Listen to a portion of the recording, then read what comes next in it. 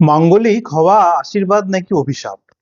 অনেক সময় মাঙ্গলিক দোষ নিয়ে বা মঙ্গল দোষ নিয়ে বাজারে অনেক রকমের গল্প চলে এবং তাদেরকে যারা মাঙ্গলিক তাদেরকে ভয় দেখানো হয়। কিন্তু সবসময় কি খারাপ? অবশ্যই একজন মাঙ্গলিকের সঙ্গে মাঙ্গলিকের বিবাহ হলে আদর্শ, একজন নন মাঙ্গলিকের সঙ্গে নন মাঙ্গলিকের বিবাহ হলে আদর্শ, একজন অর্ধ মাঙ্গলিকের সঙ্গে একজন অর্ধ মাঙ্গলিকের বিবাহ হলে আদর্শ। কিন্তু মাঙ্গলিক লোকেদের কিন্তু অনেক গুণ থাকে।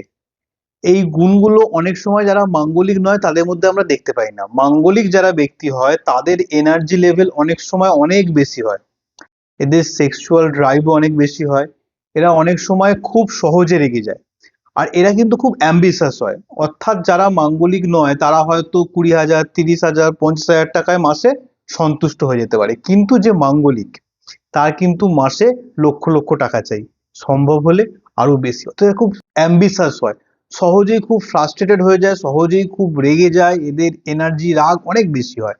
সেই কারণেই সাধারণত বলা হয় যে একজন মাঙ্গলিকের সঙ্গে আর একজন মাঙ্গলিকের বিবাহ হওয়া উচিত।